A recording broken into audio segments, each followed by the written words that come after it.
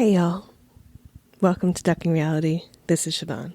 First, apologies for the lack of episodes for the last 2 weeks.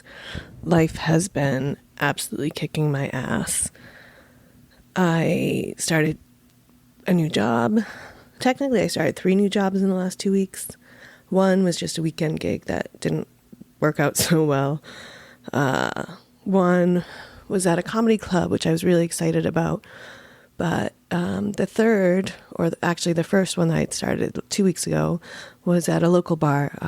I'd signed up just to do a couple nights a week, but it looks like it's going to turn into a full-time position, which I couldn't be more excited about. It's been a while since I've been in a local bar as a bartender, and I forgot how much I missed it and how much I love just that camaraderie and community and sharing in people's lives that way. I am blessed to have found this little place. It's run by this badass woman who, just the more I learned about her, I'm blessed. I found another unicorn to have in my life. She not only owns a dope bar with a kick-ass logo, that when the first time I walked by, I was like, oh, that'll be my bar. That'll be my local place. But then to find out how active she is in the community, and then all the things that she did during the pandemic to not only keep her business afloat and keep all of her employees employed and making money, she took it a step further and got even more people employed and really saved like a whole section of the little town that I live in here in California. And it was absolutely amazing. Maybe she'll even let me interview her one day. But so I am very excited about that, but I've been very busy kind of getting up to speed and doing that, managing new jobs and my pain protocols and my self-care routines, and then some scheduling conflicts and some bullshit came up, and that's one of the other reasons why there wasn't any episodes, and you'll hear more about that later in a future episode.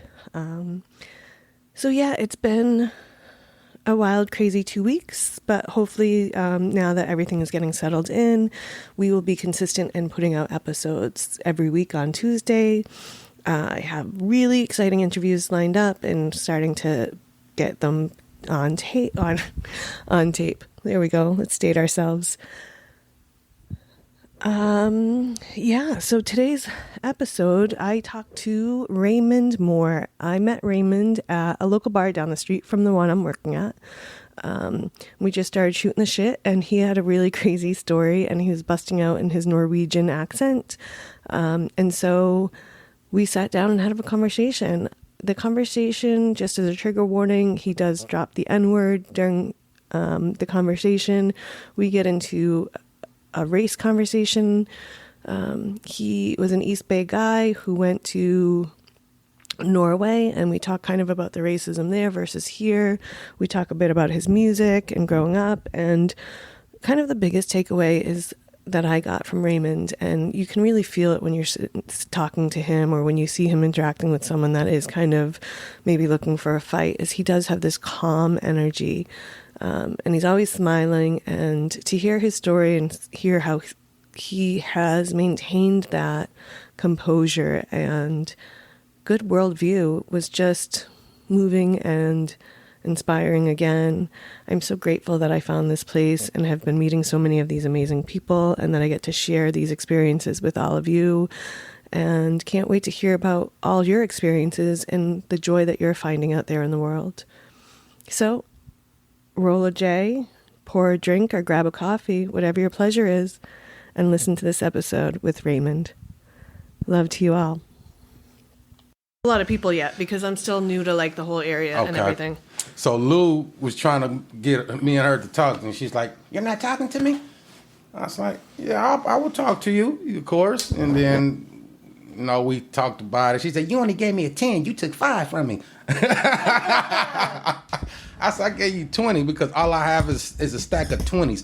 I said, "So when I come outside, I only got 20s. She said, No, you could have came with a 10. I said, "Okay, man, we're just going to drop it." I said, "You got anything against me?" She said, "No, I got nothing against you." Right. I said, "Then we good. We just drop it." Well, sometimes as a bartender, you get a little burnt. Like, and then like everybody's kind of giving you shit sometimes, and it's like, fuck, I can't do anybody's shit anymore. Like, and even when it's all in like good fun, sometimes you're just like, I am fucking done with everybody's bullshit, you know? All right, thank you for the water. Which isn't always great, but it's how it happens. Oh, you're very welcome. Can I get you anything else? No, I'm fine. All right, I'm just going to check our levels. Because, there we go. If you just want to say something. Okay, hello, oh, 1, 2. Go. Perfect. All right. So, welcome, Raymond, to the Ducking Reality World. All right. So, the pod is kind of about people sharing their stories and what they've been through. And when we met at the bar, 2 weeks ago, 3 weeks ago now, you were telling me how you grew up here in the Bay and then went to Finland? No, Norway. Norway. Mike and I were having a fight about that the other night because I was like, he was in, I think he kept saying Stockholm, and I was like, no, Sweden. I don't know why we didn't get Norway. Well, they're neighbors. Yeah.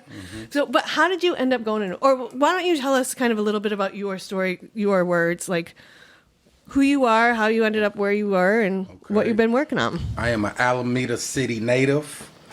I've been here since the 70s, so I went to school here, got a lot of trouble here as a kid sometimes. I was a pretty good kid, but I wasn't a normal kid, though, for example, meaning, like, when I was, like, 14, I was, like, into weightlifting. All right. Already, you know what I mean? So I was, like, bigger than all the other little kids, much bigger and much stronger than them, too. So it's like, when I became a freshman, so I was going to play football, right? So we all go into the weight room to work out. So I go up in there, and then I'm stacking on plates. They see this little 14-year-old guy stacking on plates, right? He's probably about 250, 300 pounds. And I started hitting it like he was nothing. Oh, shit. And they like, what, man, how old are you, dude? I'm like, 15. They're like, man, you hitting it like that? I'm like that. So, I was known around here for being a little strong kid. Yeah, a little strong man. Yeah. like some of my friends just call me baby man because I had a man body with a baby face. You feel me? Baby man coming down the pike. Right. So I play a lot of sports. I'm a baseball player. Did a little boxing, a little wrestling. I did a little bit of everything. Yeah. Try it all, see what you like. Right. Nice. So then, I got into the music business. My cousin, he had signed with Atlantic Records, right? So when he signed, he brought me along. So when he go do shows and travel the United States, I was with him. Awesome. Yeah. So I've been like hanging out with all of them. You feel me? With everybody, all the famous people. That's back in '96. Yeah. So I did that for a while. Then I met this girl from Norway out here. So she was staying at a friend's house, and I go and visit her, and we became friends. And then one thing led to another, and she got pregnant, and then we got married. I knew her for like 1 month, and I married her. Wow. Yeah, so we got married, and then we got on the plane and went to Norway, and I was there for 20 years. Oh, I didn't realize it was about a girl that got you to go to Norway. That makes a lot more sense. Right. Right. Out of all places, Norway. Though, Yeah. Right? Yeah. So my plan was only to go there for like 2 years, maybe. I said, I'll stay and check it out. Man, I'll stay for 20. Man, I'll stay. I love it over here. Yeah. Right. What made you eventually come back? Well, she and I was having issues, and then I was having little work issues. I was having weather issues because some of the work I do is working outside because I was in the construction field over there. So it was so cold, and I'd be freezing for 8 hours. It'd be like minus 25. I'm like, I'm going home. Yeah, a Cali boy in like a cold country doesn't seem like it fits. I couldn't take it no more. That too. So all of that played a role. You feel me? So I couldn't even get home either. I was broke. I was real broke. I was doing real bad. So one day they got this game called Nabulog. And Nabulog is like, let's say you was playing Nabulog, right? And let's say you won $1 million, right? Now, let's say I'm playing Nabulog also, and let's say I live 3 blocks down. Now, just because you won that million and I live 3 blocks down, I'm going to win 100,000. What? Yeah. That's how that goes over there. So one day I had like, for example, $25, and I was like, this is my last $25, man. Should I do it? Should I play it? And I was like, I'll play it. So I played it. Then I went to a party, right? And then we at the party, we drinking, having a good time. And then my phone go ding. I said, I got a message. I wonder if I won. I look. Oh, I won 100,000. Holy shit. Right. And then everybody at the party, let me see. I said, look. They're like, oh, man, congrats, man. That's great, man. Got my airplane ticket. Whew, got up. That's how I got on. I was like, wow, man, somebody's looking out for me. Yeah. Because I was in a bad place. Yeah, you're not the first person I've heard with that like kind of story where their last like whatever they gamble it on something and then it pays off. And it's like, well, that was the universe like rewarding you for belief in them or something. Like but that's incredible. Right. And to win $100,000 is even fucking better. A crooner. Oh. Crooner, that's only like, what is that, about 15,000, 10,000 US. Oh, all right. But still, that's a nice chunk of change. Yeah. I'm not shaking my head at that. Right. So I was happy about that. You know what I mean? So, but okay, what I was doing out there, I wasn't just in the construction field. I was also in the solar cell industry. Oh. Yeah, I was dealing with, like when the scientists make this product called silicium. You know silicium? Mm-mm. All right, silicium, it comes from the mountain, and it looks like a stone. And on the edge of it, you see this silver. You might think it was silver, but it's not silver, though. It's trash. So we cut that part off, and then we wash it, and then we sand blow it, and then we put it under not a microscope, but a X-ray camera. And so we can see inside of this mineral. So when we look inside this mineral, if we see like these black dots inside of them, that means it got to go away. So then we take it into this room where we put our hands in this box and got gloves like this, and we hold on to the nasal, and then we step on the pedal. So when we step on the pedal, it's gonna spray this sand, right? And then, but it don't look like sand, it look like a light. Oh. So then when we hitting the silicium, when you see sparkles, that means you are hitting that stuff that ain't supposed to be there. So when you see the sparkle disappear, that means it's gone. And you got to be very fast, and you got to get all of it, and you got to spray up the whole thing. So I was working for this company, right? And we was like, it's only like 30 of us. And this business is a $1 trillion business, right? Oh, so we was in competitions with like huge corporations, right? They got like 200 people, at a time. Yeah. And we only 30. We was producing the most silicium in the whole Norway, only 30 people. Holy shit. Oh, we was working hard in there. Wow. What do you guys just have longer shifts than most companies? Like, how did you, or was it just that we doing 12-hour shifts. We doing 12 hours. So I do like 1 week on, then I get like a week off and week on like this. Yes. Yeah. It's very nice. It's very fun though too. Just sandblasting shit all day. Just sandblasting all day, cutting. Yeah. You know what I mean? We using like these big saws like this. And then we might have like some big blocks of the silicium. So we stack them like this, boom, and then we turn on the saw, close the door, and it's slicing them. So, the block like this, so they slicing them to about like this. So you might get like 5 or 6 pieces out of it. Wow. And then we send it somewhere else, and then they do something. Then they send it somewhere else, and they do something with it. Yeah. Oh, wow. That's so interesting. Mm-hmm. What do they use that for? Oh, they melt it on solar panels. Oh, okay. Oh, so is that like the thing that what makes the solar panels like that shiny black reflectiveness? Right. Oh, all right. Yeah. Oh, wow. So I was dealing with that. I was dealing with. I also was signed with a hip hop clothes brand company from Denmark. Oh, awesome. So it was real big too. So like they got these international fashion shows in Denmark. So then, when it happens, then I got to go there too. And then I wear their clothes and I do performances there. You know what I mean? It was huge. Yeah. Because in my brain, because I've never been to Norway, so I just assume that Norway is mostly white. Yeah, of course. Like the diversity over there is. Was there much diversity over there? Yeah. Oh yeah. don't want to sound ignorant, but I really have no idea. Like, I would just think it's mostly white people, and like how many people have like kind of transplanted out there. Well, you know what? Like when I went there in 2000. Yeah. So in the little town I lived in, it was called Porsgrunn. Porsgrunn. Yeah, Porsgrunn. So when I first got there, like if I'm in a store, like people be looking at me like they never saw a black person before. You know what I mean? Like I'm like, hey, why you staring like that? Because they ain't never saw somebody like you.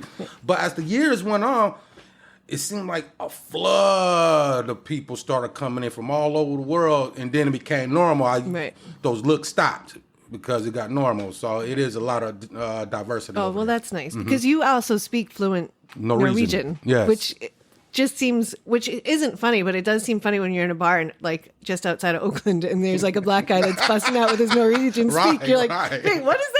Right. Is that a language you made up? Like, because Norwegian's kind of a crazy language when you hear it. I get it. But it was kind of a trip, and it's awesome that you went and you did this huge adventure kind of by yourself. Well, I mean, with your lady of the time, but that's incredible. So she and I, we traveled the world together, she and I. So, you know, and we still good friends and stuff. Yeah. I'm supposed to go out there in January. Nice. Yeah. So I look forward to that. Yeah. And now is your kid over there too? Yeah, two. I got a 21-year-old and I got a 19-year-old. Nice. Yes. And then I have a daughter here. She's 31. Oh, very nice. That's amazing. Are they like the three of them close or know each other well? They know each other because my daughter, I brought her to Norway before. Oh, nice. Yeah, because I had troubles with her as a kid because I had her when I was 17. So me and the mother, you know, we had issues. You don't let me see the kid, you know, the gang. So then I left because I couldn't even find my daughter. I tried to find her before I left, but I just couldn't find her. So I left. She found me, though, when I was there. Oh, nice. Yeah, so then we talked on the phone. She was crying. I want to be with you. So I got her ticket, flew to Norway. Whew, she gave me hell. How old was she when she came? She's like 13. Oh, wow. It was tough, though. It was tough. Like, I go to work. She's supposed to go to school. But I get phone calls. Hey, man, it's your neighbor. I think you're having a party downstairs in your house. I hear a lot of kids in there. I'm like, oh, man, I tell the boss, I got to go. Something happened at my house. And this was happening all the time. And I was getting calls from the school that she ain't been going. And she was just giving me straight hell. And I was like, I don't know if I can do this because we both in another country and I'm trying to establish myself. And at the same time, we getting to know each other and you driving me nuts. Yeah, that's a lot to deal with. Wow. Right. So how did you make it through it with her? So, you know, it came to a point because one other thing, her mother did not tell me that she was having some type of mental issues. So when I'm seeing this behavior going on, I'm like, man, what is this? And then she's like, oh, I forgot to tell you. Oh, small thing since she's already there. Right. You feel me? She said, I forgot to tell you, but you know, she got what they call that, bipolar or something. You know what I mean? So I started taking her to see the doctor now, getting some medications. But it just wouldn't work out because I can't progress in this country. You know, I'm trying to get it together in my head on being able to adapt. And she got to learn to adapt too, but we ain't going to be able to adapt if it's constant. Right. You know what I mean? So I said, I got to send you back home. I'm sorry. You got to go back to your mother. You know, I don't want to do it, but I don't know what to do. Right. You know what I mean? I'm still a youngster myself, trying to understand my situation. You know, it's not easy. I sent her back home. She was mad about it for a long time. She came to terms with it and said she was sorry for everything she had done and stuff. Yeah. I said, don't worry about it. You know what I mean? He was just a kid. So all learning experience. Yeah. It's hard when you're like, I forget, like I don't have kids, but like as a parent, it's hard to like, from what I can see, like balance your life with your kid's life. And then so many parents just give up their lives for their kids, but then they get a little older and they get like this resentment towards their kid, or like your kid doesn't realize that you're a person. Right. Like I remember when I first realized my parents were people, you know what I mean? Like, oh wait, their lives are fucked up too. Like they're just doing the best they can for me. Right, and like sometimes they fuck up and make bad decisions and it's like, all right, well, that was a shitty decision. You could have done better, but but I get why you made it. Like, and I have no like hate towards you for making that decision, but like, just say like, yeah, I fucked up too. Like, but as a kid, that's kind of cool that she also was like, I was going through it, and I'm sorry for that too. Because I think that can be really healing when you kind of own your side of the street. Right. Yeah. So that went well. She and I have contact to this day. Since I came back to the States, she already came visit me 3 times. Nice. Yeah. So I got 2 grandkids. She got 2 kids, so I'm a grandfather. You know what I mean? That's awesome. Do you like being a grandfather? You know what? I haven't even met them yet since I've been back. Because you've only been back in the States for like 2 years. Yeah. So I'm like, when are you gonna bring them? Because she keep coming by herself. I'm like, you got to bring them too. But I'll be sending them gifts and stuff. You feel me? Yeah. And where does she live in the U.S.? Texas. Oh, nice. But you've been back for 2 years, but it's COVID, so it's like the time warp is like the COVID time warp is a little different. Right, exactly. So that's amazing that you've gotten to see her 3 times over this time period. Right. Definitely, when the COVID hit, then it's a big change that happened here. You feel me? Oh yeah, and California has been shut down longer and harsher than I think anywhere in the country. Like our shit's still not really open. I was in Denver a couple weeks ago, and you wouldn't have even thought COVID was a thing anymore. Okay. Like people aren't wearing masks. Like there aren't mask mandates places. It was wild. Wow. It was wild to be walking around because, I mean, here in California, you still can't go into a bar without showing your vax cards and your mask and all that shit. But Denver, wide open. Oh, okay. Like almost no one I saw was wearing masks. Wow. So I'm like, how come they're like that and we're like this? It's crazy. Yeah, different ideas, you feel me? Different perspectives.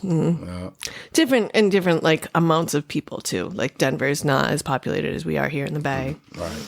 But still, it's like, how come they can have their life back? Right. I want to stop throwing people out of the bar because they don't have their fucking vax cards or they don't want to show it to me. Right, that shit's just, sometimes you got to do what you got to do and you got to play the stupid rules. Right. But, so now that you're back here in the States and you were just recently, we were talking about this earlier off mic, but you had just recently gotten injured. Yes. So you're dealing with that. I'm dealing with that, yes. And then you're building back up your music career? Yes. I'm trying to get back on the road again, you know what I mean? So I'm having fun right now doing it, making it again. One day, since I've been back to the States, I didn't make no songs until a couple months ago. That's when I started. I just woke up one day and I was like, man, I got this idea. So I just put it down on paper, went to the studio, recorded it. Yeah. Then I recorded like 3 more songs. Yeah. That's amazing. So, but how do you even go find a studio, or did you already know one around here? A friend of mine sent me to a studio. There's a very famous studio here in Alameda, and it's over there by High Street.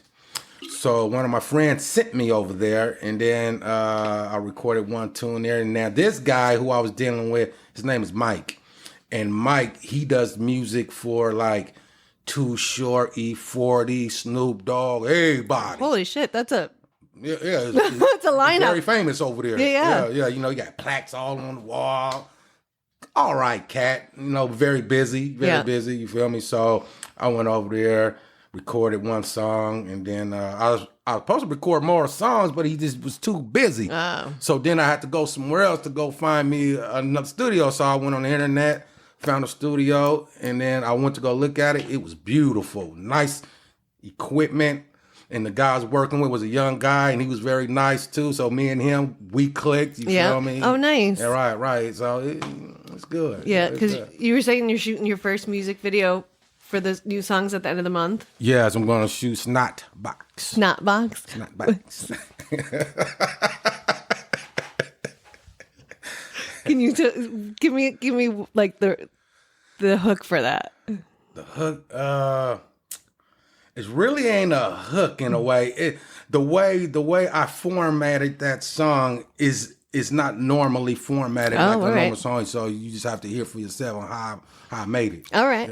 Well, we'll link that in the show notes for sure, and then we'll link up the video when you put that up too. Right. So what was your when you got to Norway, what was like the hardest part of that transition?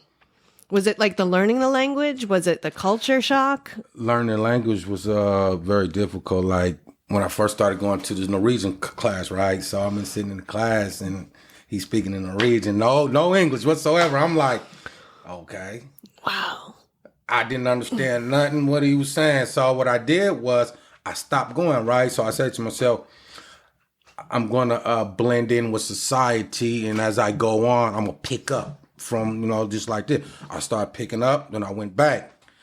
And I just go ahead and did it. Oh, so going in like cold was too hard. Yeah, but going in like after you'd been there for a little while, like kind of mix it in and just listen to it all. Mm-hmm. That's actually really smart. Mm. That's a good way to kind of go at it. Right. You know what I mean? So, because in Norway, if you don't know the language, you're not going to get a job. That's mandatory. Yeah, it's mandatory. So I went there, got my certificate. So then when I go look for jobs, I got to show that certificate that I can speak it and I understand it. Right. Mm-hmm. Oh, wow. I didn't realize that. Sometimes, I haven't traveled a ton out of the U.S., unfortunately, like a couple vacations. But then I think we forget so quickly, like how lucky we have it here in this country, but how other countries have such different laws and rules. Mm-hmm. And like that, like the fact that you can't get a job in that country, like here in America, you can get a job almost anywhere without speaking English. Right. That's which real. Is great for people, but it's also kind of frustrating for people. Yes, yeah, of course, because they don't understand what you're saying about. Right, yeah. Can I get a taco? They come with a burrito, for an example. Yes. Yeah, you know what I mean? But I tell you, the best country I visited was Turkey. I love Turkey. Turkey was a real culture shock for me. Yeah. More than Norway. So when I was in Turkey, right, it's like when I started walking down the streets, guess who they thought I was? They thought I was somebody over there. They thought I was 50 Cent. Wherever I went. Wow. They be screaming, running toward me. Hella people running toward me. Hey, 50! They go 50! Pulling me into the stores. One man pulled me to the store. Come on, 50, come in the store, 50. Come on, man. Buy my clothes. He said something in Turkish to a little boy. The little boy run off, come back with some tea. Then he'll run off again, come back with some clothes. Then they start playing 50 Cent music. It was happening. Hey, man, the big boss want to take a picture with you. Can you go in the back? I was like, okay. So I go in the back taking pictures. 50 Cent's going to be going to Turkey and they're going to be like, no, yeah, that's not 50. We already met 50. We have his picture right here. Right. So we were staying in a 5-star hotel, right? This hotel was humongous and they had everything there. You don't even have to leave that hotel for nothing, right? Oh, wow. So we was there for 2 weeks. So I was laying on the sunbed, right? And 2 Turkish men come and approach me. He said, excuse me, sir, would you like to join a contest? I said, what is this contest? He said, well, the contest is we're going to give you this basketball. And then with the ball, it's going to be a surfboard in the swimming pool. So you got to jump on the surfboard and try to get close as you can to the other side. And then it's going to be a person holding a basket. And you got to try to shoot the ball, making inside the basket. He said, would you like to try? Well, I said, man, I'll try. He said, all right, man, great. Where you from? I was like, I'm from America. So, oh, yeah, that's even better. So because in this hotel, it's just full of Russians. And those Turkish people, they complain about Russians all the time. They say they're arrogant and this and that and that and this. And they always win in all the contests there, too. So the Turkish people are like, I know you going to get them. You from America. I know you going to get them. So when the contest was going on, I was the last one to go. So I'm watching all these men hop on the surfboard. It's very difficult, you know what I mean? So they hop on a surfboard and go a little bit and throw the ball. It's almost impossible to get over there to make it, right? So when it's my turn, the dude say, ladies and gentlemen, we have an American pro basketball player here, and he's going to make the shot. Everybody was clapping. I'm like, man, why he say that? So he said, okay, go ahead, American. He gave me the ball, right? I never got on a surfboard before. I was like, man, I don't know. I ran and jumped on the surfboard.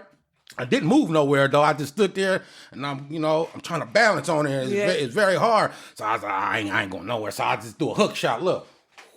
hard as I can. I fell in the water, right? And when I came up, the guy is down here waiting for me to come up. He said, "It's amazing, you made it. Oh my God." You hear everybody in the hotel screaming, "Ah, wow." And then my kids came up to me, "Oh, Daddy, you amazing. How you do that?" Best prize from that competition you could win. Man, that was so fun. But throughout the whole process when I was there, it's always competitions. So they always wanted me in the competition ever since I made that shot, right? Yeah. So they got this one last competition. Now, whoever win the competition is going to be crowned Mr. Long Beach because the hotel is called Long Beach, right? Okay. So we was doing these last little things, and then I won everything, right? And everybody in the hotel screaming, "Yeah, he's going to Mr. Long Beach." They got my hand up. So everywhere I went, from there on point, everybody want to talk to me. "Hey, Mr. Long Beach, hey, come party with us." That's the way to do a vacation. Right. I had so much fun. Oh, so is that the only reason why Turkey was your favorite spot, or what else was it about Turkey? Well, okay. I mean, Turkey was funny. Like, we went river rafting, right? Mm-hmm. So as we come into a point, we got to take a break. So we pull to the side and everybody's standing around, maybe eating something, drinking. And there's a little monkey running around, right? The little monkey saying hi to everybody. But the monkey didn't want to say hi to me. Ooh. Oh, he was terrified of me. He started screaming when he saw me. He started screaming. He started running. He holding on to people's legs, jumping on their heads. And then my wife and my kids is laughing. "Oh, Daddy, the monkey scared of you." I said, "I don't know why." I try to go to him. He will not be my friend. Oh, wow. That was funny. I mean, it's just so many funny episodes there. You feel me? Yeah. Yeah, so many funny episodes. So Turkey was nice. And the food, Turkey got some great food.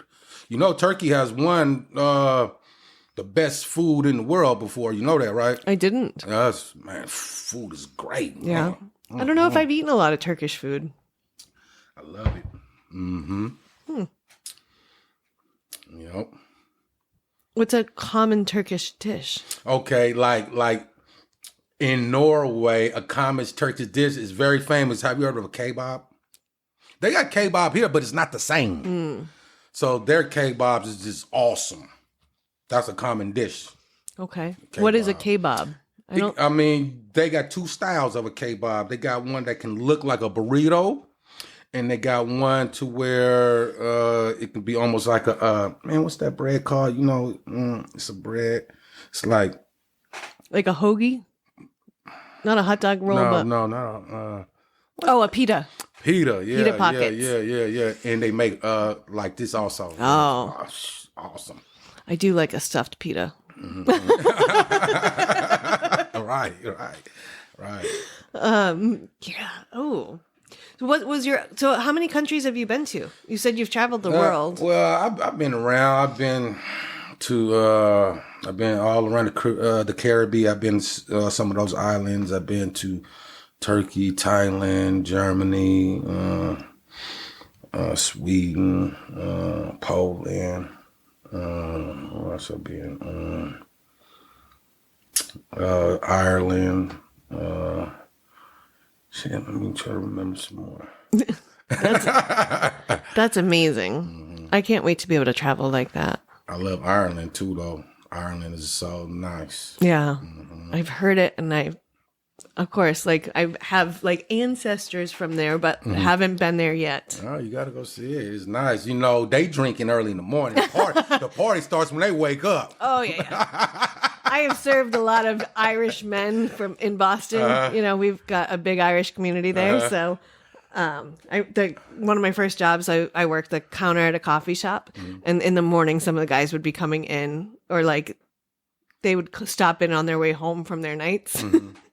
Let me grab some donuts for the wife and kids after a night of drinking. So they'd just, have a coffee with maybe a little Bailey's in it to help them get through the morning. Mm-hmm. Hey, that's how it is, man. But I love Turkey. It's like, this guy took me to his house, right? And he got a big backyard and he be shooting discs, disc. So, he came with a shotgun to me. He said, "You know how to shoot a shotgun?" I said, no, of course I know how to shoot. He was like, you want to try to shoot these discs? I said, I never did it before, but I'll try. Man, he started popping them discs. I'm popping them all down. Boom, boom, boom. He's like, hey, are you sure you never did this before? You're like, I said I could shoot. Right. How did you learn to shoot?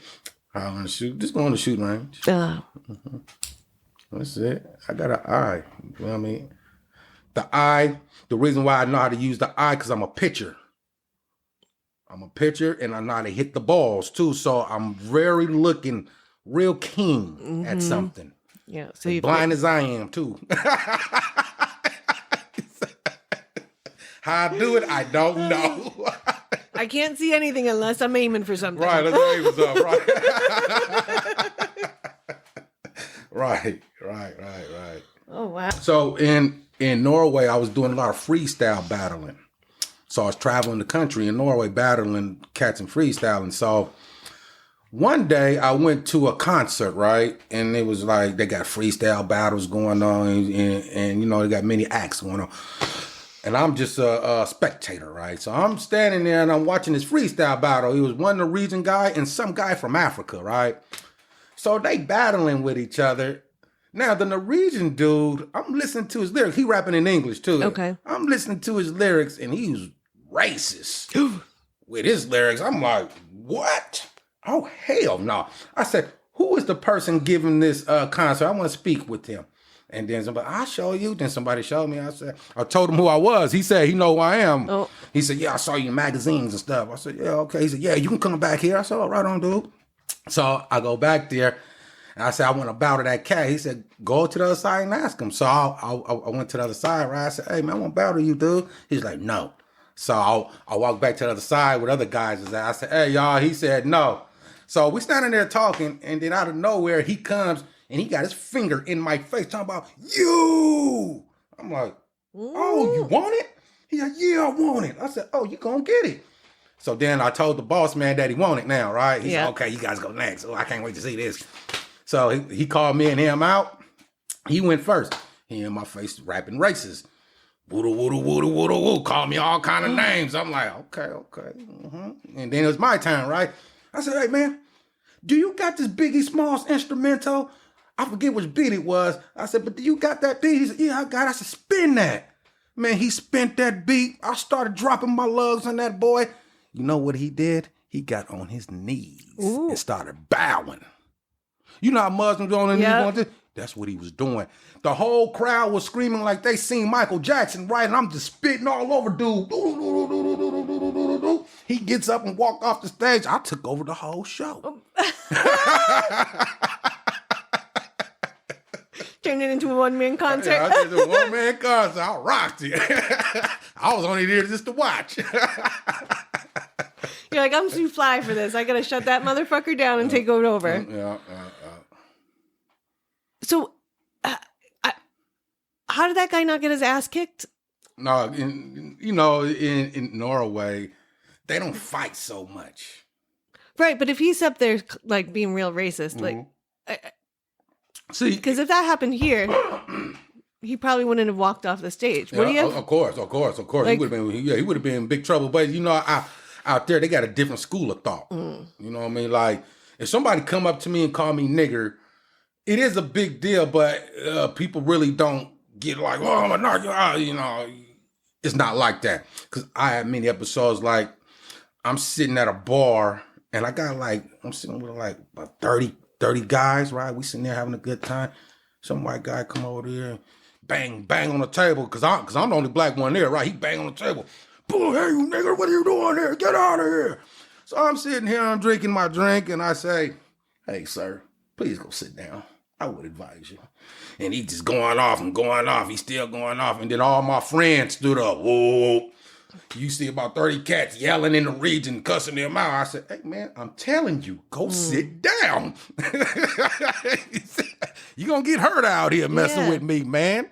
You don't know who you're messing with, because out there, them cats love me out there. They love me. They always come up to me, but hey, man, you the real guy, man. Man, we like you. They said, man, we're going to crown you the first black Viking.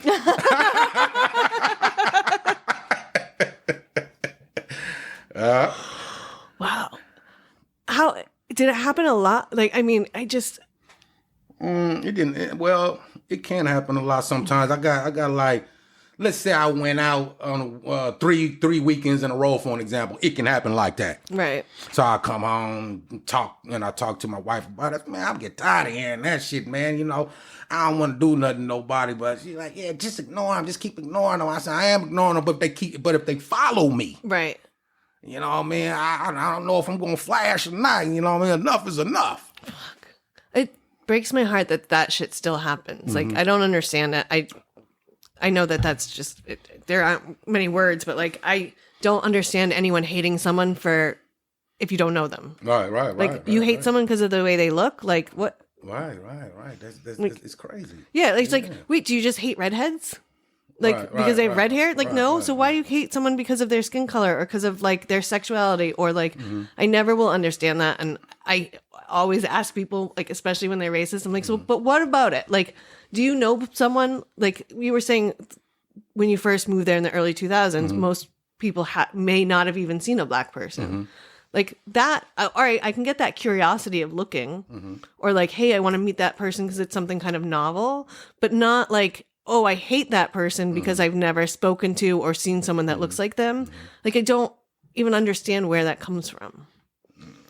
And I know I'm not, like, I just, then to hear and see people that have to deal with that hate, like, and coming at you, the grace that you have to just let it roll off your back is amazing. And I think people need to like take that into account more often. Definitely. You know what? It really helps. Like when many times when I come back for a visit here and people asking me questions and maybe that come up and they be like, hey man, do they be calling you the N-word out there? I'm like, yeah, sometimes. Man, do you give them one of these? I'm like, no. He said, why not, man? Let somebody do me like that. I said, listen, it might be 1 million people calling you that. You ain't gonna fight everybody. It's going to be said to you many times. You know, I even met a guy at that same show I told you about, right? So after I got done, when I was in the back room, a black man walked up to me, right? He said, excuse me, are you from Oakland? I said, yeah. He said, man, I know your cousin. He started naming my cousins now. I'm way out there in Europe, man. I don't even know him. I'm like, man, who is you? he like, man, he told me who his cousin was, right? I was like, yeah, I know him. He said, yeah, I heard you was here. He said, man, but I didn't think I was gonna run into you. He said, it's crazy, I found you. Yeah.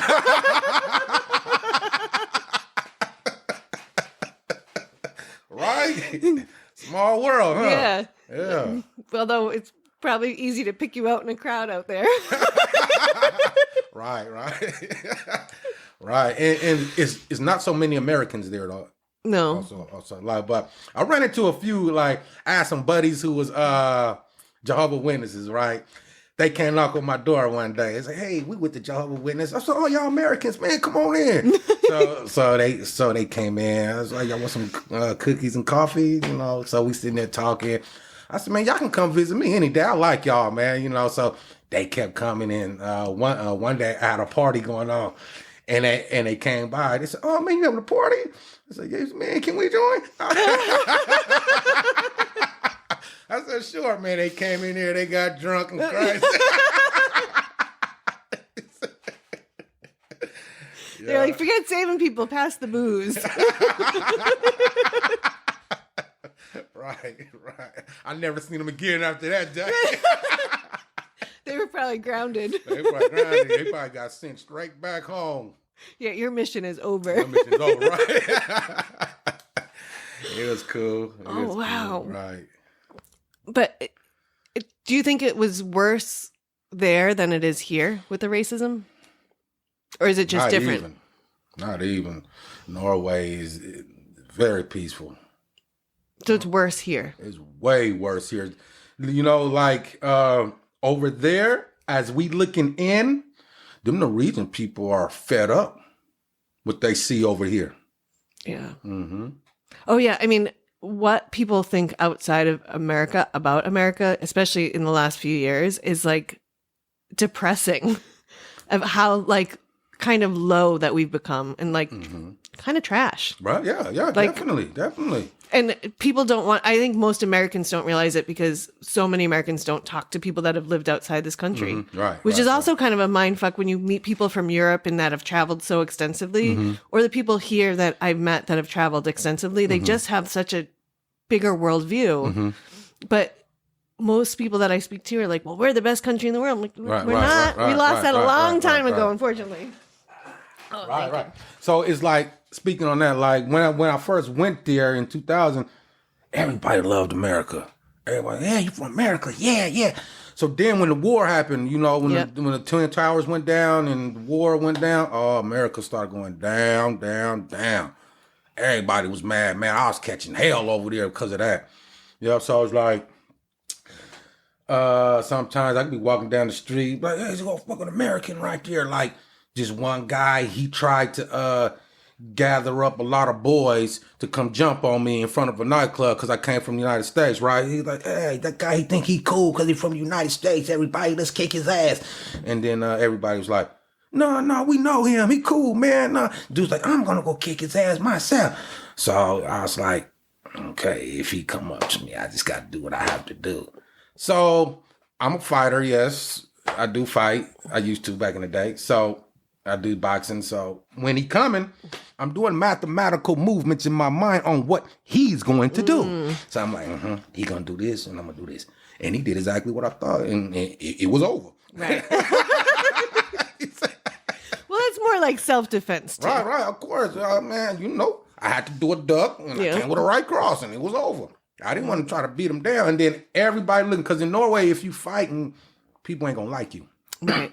So when he laid on the ground, I was yelling in their language that I don't know who this man is.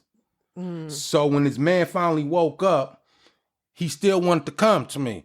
And then I'm telling him, please get him. Right. Because if he take one more of these, I don't know if he going to make it. Right. Get that man. So they got him away, and then I didn't see him for like months. And then one of them walking down the street, and we about to cross paths now. I was like, oh, that's that dude right there. So as we crossing paths, he goes and bumped me like this, boom. I turn around, look, but he just kept walking straight. And I was like, man, he gonna try to mess with me. So later on that night, we crossed paths again. So I spoke with him. I said, man, I gotta ask you, why are you messing with me? Right. He's like, because you're a nigger. I said, oh, is that right? Yeah, man. I said, man, let me get a cigarette. He's like, okay. Right. I put the test down right there. He go. So I smoke. I said, man, just leave me alone, dude. I ain't got no problems with you, dude. Yeah. And then he went about his business and never had a problem with him again. Well, yeah, because you'd already laid him out once. He isn't fitting to do that again. Right. He don't want to go through that trouble. And I don't want to give him no trouble. You feel me? I'm just trying to be cool, man. But they's out there testing, though. Yeah. But I mean, yeah, just to hear it's worse here, like, I don't know. It's different. It's like, the difference is this. America is brutal and violent. Yeah. Versus Norwegian racism, they're going to use economics on you. Meaning they're going to make it almost impossible for you to get a job. This is how they use their racism. They ain't going to shoot you down or nothing, but they're going to try to stop you from having money. Yeah. Fuck. So you got to have connections. And when I told you I was doing a solar cell, yeah, the reason why I got hooked up with that, because I knew somebody. So yeah, you needed to have that personal connection in order to get in. That's mostly how it was happening for me, because I always knew somebody that was getting me in. Yeah, and then it's like, well, is the overt racism worse than like the systemic racism? But then here in the U.S. we have both, because like people keep you from getting a job because of the color of your skin or your name or whatever. And then like there was a meme the other day of this white woman. Her name was I forget what it was, but it didn't sound white. It sounded ethnic. I'll say, like, that's a shitty thing to say too, but it was it probably sounded like a black name. And some girl was like, how many this bitch doesn't even know how many times her resume's been thrown in the trash. And I was like, that's funny, but it's also like fucking sad and true. Right. And it's like, how do we fix that? Like, memes don't fix it. Like, how do we fix it? Right. why does that happen? Yeah, it's just, I always go back to like, I don't understand like how you train someone to hate someone that they don't know. Like little kids don't hate each other. Right. You got to teach them that. You got to teach them. You got to teach them. You got to teach them the difference, you know, and like, right. Why do we teach difference? Or like, why is different bad? Why isn't different just different? Right. Why can't we just accept it? Right. Like when you spoke about applications getting thrown in the trash. Sometimes I saw they throw my application in the trash in front of my face. Yeah. Ball it up and, well, no. I'm like, oh, okay. Go about my business next. And it was happening many times. Yeah. Mm-hmm. The fact that you can talk about it and you seem so just matter of fact is disheartening, and like your strength for that is really incredible. And I know it's just something that you and a lot of other people kind of have to resign to live with. Mm-hmm. And I just sometimes think like nobody takes a moment enough to recognize that. Mm-hmm. It's like that saying of like, you know, thank God Black people just want reparations. Mm-hmm. Because if they ever like decided to actually take back what they were owned, like we'd all be fucked. You know what I mean? Mm-hmm. And it's like, wait, recognize that and like, I don't know, do a part of, I wish I could like fix it all. Right, definitely. You know, like, you know, or just heal a little part of it, or just, I don't know. It's just a part of the world that I just, like everyone want to be better. Right, man. You know, everybody should want to be better, but not everybody do. Yeah. Unfortunately, you know what I mean? So, but you know, I've been going through this forever, so it just became normal. Yeah, maybe that's why it feels so like gross to me that you do talk about it like it's so normal. And I've had this conversation with, you know, the last year that I worked in Oakland, I worked for mostly like a Black run company. Mm-hmm. And most of the time I'd be the only woman or white person in that room. So I've gotten to learn a lot more and see it. And like, I've had someone tell me like, oh, racism's not that bad anymore. And I'm like, have you been out with like all Black people? Because the way people get treated, it's different. Mm-hmm. Like, and I sometimes think that, I mean, you can't know how someone else's journey is. Right. But like when you can take a moment and you watch and you see things and you're just like, wait a second, like that shouldn't, what the fuck is that? Right. And it's just like sometimes even the energy that comes towards some, like that group of us that would be out was different. And I'd be like, this is, I don't understand it. Mm-hmm. And it's just, people suck. I don't even know how to... Well, people do suck. Yeah. A lot of them do. You know, like with my ex-wife, when I was trying to tell her about my experience, she wasn't understanding.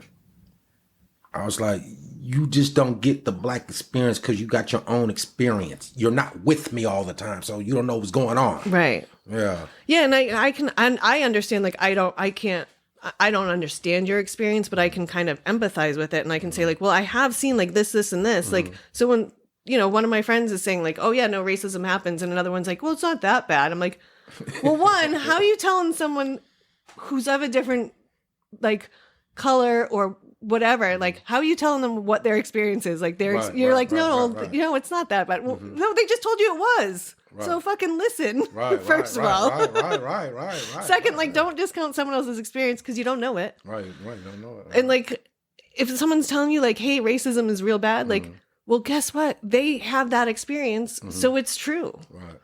Like, one of my girls, she is an Asian chick, and she said, like, in the last year when all the attacks started to happen after COVID, was the first time she was afraid to walk down the street by herself. And she was like 35, and she's like, at least I made it to this age. And I thought, like,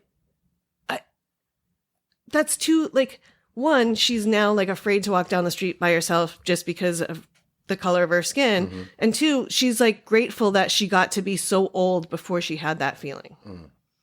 Like, that's a shitty kind of wait, right. you like, it's almost like she's like, I knew how lucky I was to have not had that because so many of her friends and our friends do have that fear. And it's like something that I don't even, have something to compare that to, other than like I'm a woman, and if I walk down the street late at night, it's scary, and like women, we always have like this thought in our brain, like someone's trying to kill us. Like I got you. like I can hook it in that way. Right, I got you. Yeah. But like it's still not something that like is at the forefront of my brain, kind of in the same way that you have to have that guard up. Well, I experienced one day in Oslo. Oslo's the capital of Norway. So me and a Filipino friend of mine, we walking down this main street called Kalahan. And Kalahan, that's the main street where you can walk to the castle. Also, they got nightclubs all on that street, right? So we walking down the street, me and my Filipino homie, and we hearing screams. We hearing glass breaking. I'm like, man, what's going on up here? So as we get closer, we see people fighting, and it looked like it was like maybe about 20 skinheads, and it was probably all these foreigners, and they just fighting. And then me and my homie, we just walking like nothing happened. We walking right through the storm, right? So me and my homie, we just stood in the middle of the storm and was just looking like this. Man, look at this crazy stuff, dude. It was a Norwegian woman right here, and like about 5 Nazis ran to her and beat her up right there. And then they ran off, started throwing glasses and beating up people over there, They running past me and my Filipino friend. They just running past. I said, hey, do they see us?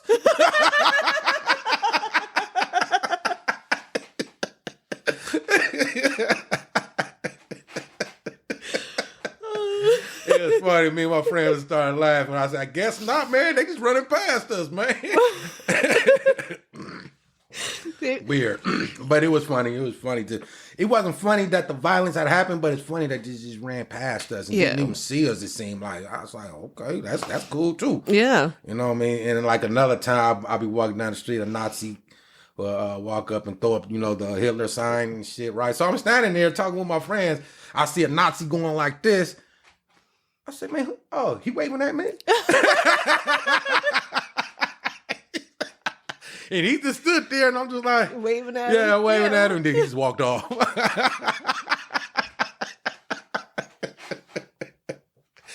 Oh, those are the best reactions. Right, exactly. Yeah, or when they're trying to get you, and you're just yeah, that's a good point. That's a good one. Yeah, Hitler was a great guy. Right.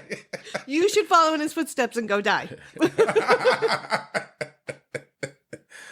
And I think, humor, is like, in the darkest moments, I will crack the most inappropriate joke that I can. Mm-hmm. Because I just think you got to cut that tension. Mm-hmm. And or you you'll get so angry that you fuck up and end up in jail. Like, I'm stupid. You got to kind of cut that tension somehow. See, I used to have a bad temper when I was younger, but as I grew and as I had put the right information in my mind, I don't have anger issues. 0. You really, really, really, really, really have to do something to get me angry. You do. I just can't get angry. That's amazing. What kind of work did you do to get you to that point where you're not or where you released that anger that you were holding on to? Well, you know what? As time went, I started gaining more knowledge. In 2013 is when I really was digging into information daily, and I'm feeding myself, and I'm going out, traveling, doing this, learning things, and it just left me. Nice. Mm-hmm. Like, what kind of things were you learning though? Like everyday things, or were you getting into self-help stuff, or writing, or I might learn about some history. Mm. I'm a history guy. I love history, so mainly to history stuff and stuff like that. Yeah, you know what I mean, and then learning about knowledge of self. Mm-hmm. That's the key. Is the knowledge of self, because if you don't have knowledge of self, you're gonna be having some issues, maybe. Yeah. Mm-hmm. Yeah, I think knowledge of self is kind of like the whole goal in life. Right. If you know yourself and you can control your own shit, then you can control the world. Right. Knowledge of self, that's power right there. And that's how I trained myself, that knowledge of self. So You know, it works out. Yeah. And then a lot of that passion you get to kind of put into your music too, which must help. Like where you get to put all that kind of anything that does come up. I imagine is where that's where you kind of put it. Yeah, I channel like if something bothering me, I might channel into exercising, or I might channel into the music. You know what I mean? Like I got my phone and I'm on this app. The app is called Rap Fame. So when you sign up with this app, also they got like mini beats, right? So you choose a beat, and then it's gonna bring you over to like a studio that they got on the phone, and then you know you play. You gotta have headphones on. So then you hear the beat and you rap on it, and then you mix it down with their little thing, and then you know I make like 5, 6, 7, 8 songs in one day doing that. Oh wow! That's, you know, so I channel it there also. Then I go lay down and play dominoes on my phone.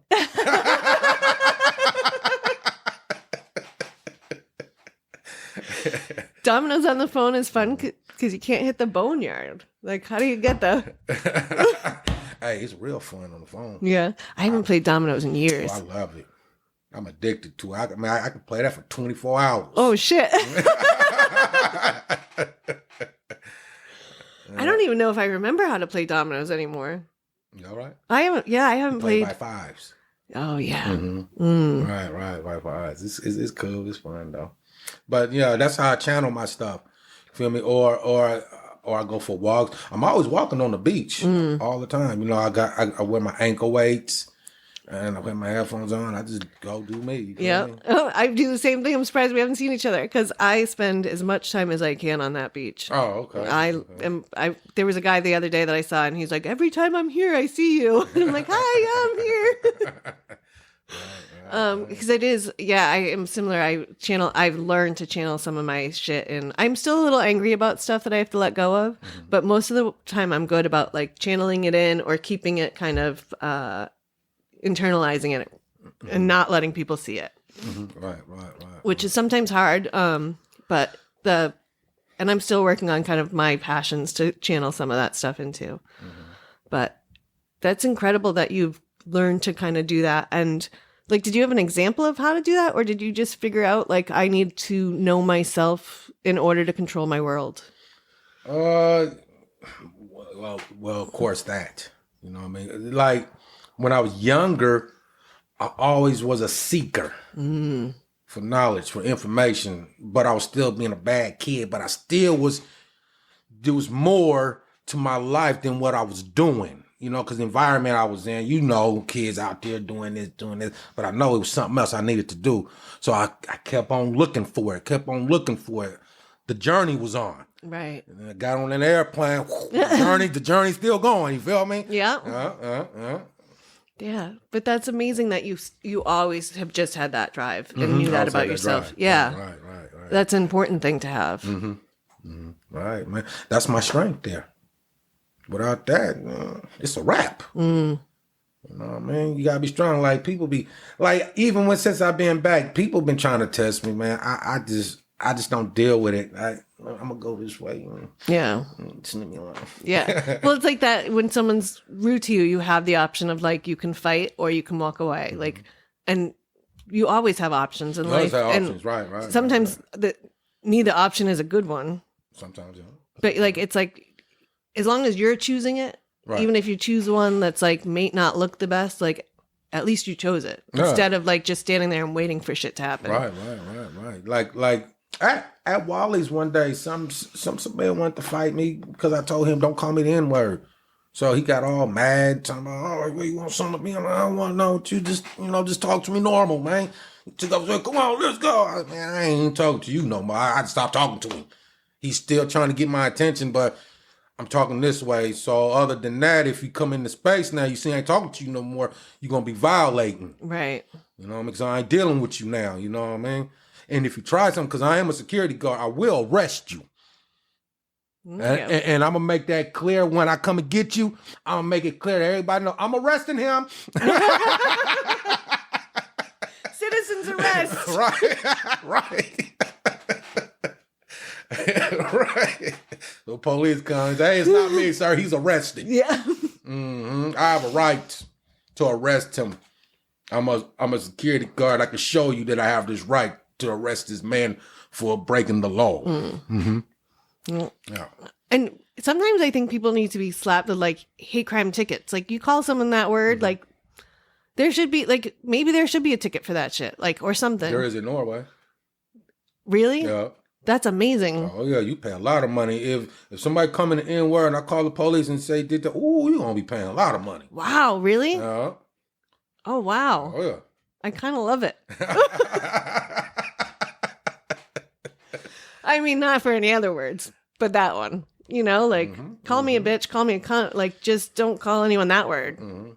You know, like right. There's just, and I had, you know, growing up, I have some mixed cousins, and I have cousins that, you know, have friends, and I had a party, and two guys were in my kitchen, and one of them was like, oh, you know, he said it to someone else, and he said it in like a caring, like, you know, like, hey, get me a beer, my brother, the N-word, and I was like, not in my house. Oh, I know what you're saying. And he was like, what? And I'm like, not in my house. And he was like, oh, it's all good. It's all love. And I'm like, no, I don't give a shit. That word's not in my house. And he's like, you can't tell me. I'm like, no, I can because it's my house. Right. That word's not allowed. Like, I don't care if you're doing it in love. I don't care. Like, I just don't want it. The energy, like, yeah, maybe you don't mind it, but maybe some of my other friends, I do know they mind it. So just don't use it. Right. Like, I'm not telling you can't use it outside, just not in my house. Right. And it was like a thing. And then it was like, oh, yeah, that's the crazy white girl that yells at you for using words. And I'm like, yeah, I am. Right. That's all right. Like, what do you want? Like, you want to fight me? It is what it is. Like, right. You want to fight me because I care about my other friends? Like, then that's on you. Like, let them fight you. Right. Like, we was at a party in a cabin, and this is in Norway, right? My ex-wife mother was having a party. So this cabin was huge. So we in the swimming pool area, and I'm sitting in the hot tub. I'm fully clothed, sitting in the hot tub. I'm drunk, and there's another guy. He was the son to my ex-wife's husband. Okay. Right? And my first time meeting this guy too, right? So we sitting in the hot tub. He over there, I'm over here, and he say, "Hey man, you a cool nigga, man." I said, "Excuse me?" I said, "Man, didn't I tell you my name? What's my name, dude?" He's like, "Oh no, I don't mean nothing by it, man." He said, "My best friend is black, man. I call him that all the time. He don't care." I said, "Do I know you? What makes you think you could say it to me because you got a black friend? I don't know you, man." And then stuff started getting nasty, and oh man, it got all bad. It got all bad. I'm like, why they can't just call me by my name? Right. I told you my name when I met you. Now you call me anything else, but what I told you who I was, you're being disrespectful. Amen to that. Right. Yeah. So, you know. And I hate that. I have a black friend. So what? You have one black friend? Right. It's right. like a girl that sleeps with a black guy, and she's like, "I'm not racist. I slept with a black guy." Oh, so you let one black dick inside you, so now you're okay with everything else? Like the shit you just said was real ignorant, but you want no, that's not how it works. Right. I get it. Yeah, there's a lot of that going on out here, unfortunately. Yeah. Well, hopefully things are starting to move forward, at least in a better direction. Like slightly more people are aware of it because it's so in our faces now with all the shit with the cops and the, we see it. There's no denying it, like Right. I think some people used to really try to deny it, or if they don't, if they're in areas of the country that aren't that diverse, they're like, well, it's not that bad here. Like, well, one, if you don't have that many black people in your neighborhood or Spanish people or Asian people, like, then you can't speak on it, like I lived in a town in upstate New York where there was like 2 black families in that whole town. And like, people would say shit and they'd be like, well, not Harold. He's different. I'm like, what? So you like Harold, but you don't like other people that look like him that you don't know for no reason. Yeah, I know. Or like you're talking about shit that you have they have these deep opinions on something that they've never experienced or seen. Like you've never been to, like you've never had actual soulful. You can't say like soul food's no good. It's that kind of shit. Like, ignorance. Yeah, it's just the ignorance is overwhelming in some points. Oh yeah. Oh man, definitely. And it's like, how at this point in the world are you so ignorant? Like there's the internet, there's TV, like it's everywhere. Like there's no reason you can't learn. There's no reason you can't like, Right. Like you said, you found your knowledge and you seek more knowledge, and like history is a great place to go. Or like I love autobiographies because I love seeing other people and how they've gotten through their shit. But like, you know, if you know your history, you won't repeat it, or just, I don't know, take a breath and think outside your box once in a while. Yeah. I don't know. This was not a topic I thought we'd get into. I thought we were going to be heavy on the music. Yeah, we can get to the music. And not on the race, but it just is because you've had such a juxtaposition of living somewhere that is so different. It's relevant to talk about, definitely. Yeah. Definitely it's relevant, man, because it's happening. It's real. You know what I mean? It's real, but me personally, I don't pay attention to that racism shit. All my friends I grew up with, I grew up in a diverse place, Alameda. Right. That's my junior high school right there. I was the king of that school right there. I was the king. But see, in my junior high days, since I was the bigger guy, I was bigger than all the kids, like I told you, right? Right. So, like, I was an advocate for the weak. So all of them who was weaker than me knew I was on their team. So, this one white guy, he nerd, and I consider him like a family member, right? So he come up to me one day, he said, "Hey man, Freddie keep messing with me, man. He keeps saying he'll kick my ass. And I told Freddie that you was my cousin, and he said, no, Raymond ain't your cousin, he's black."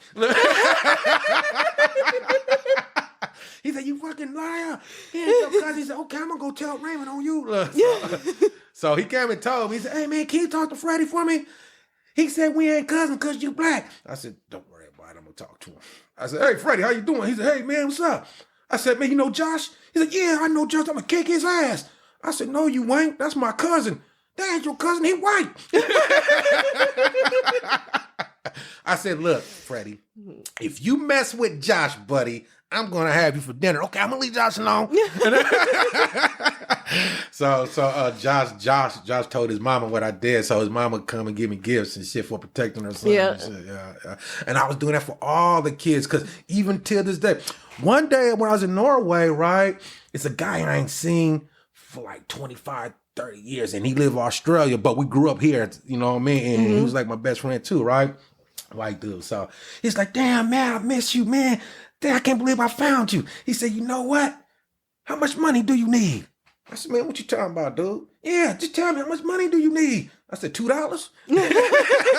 He said, "No, I'm serious, man. Tell me something." I said, "Hey, man, I can't tell you that." I said, "If you want to give me something, just give it to me and I'll just take it, right?" He said, "Man, I'm going to tell you why I'm going to do this. I remember when people used to mess with me, you always used to let them know, man, that nobody used to mess with me, man. That's why I'm doing this, man. I'm paying it back, man."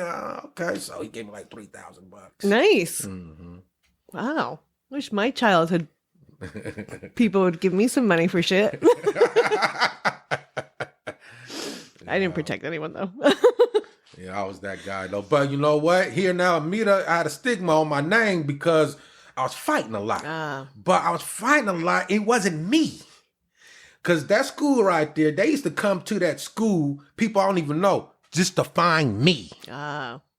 So, because I had a name, oh, he big and stuff. So, one day I'm walking out of class, right? And it's a rainy day, and I got my books in my coat, and I'm walking to the bus stop. Why is like 3 cars full of Asians sitting, waiting? I don't know who was waiting for, right? And the next thing you know, I just see a lot of Asians get out of a car, right? And they running at me, towards me, right? And I'm like, are they coming at me? They're coming full speed too. Man, I had to drop my books. As they got closer, I saw it and I felt it. Dropped my books. The first one that came in my radius, I had to rock his snot box. You know what I mean? And it was like 10 of them. I was fighting like 10 of them by myself right there, goodness. Right? I was knocking their snot boxes though, right? So they all ran though.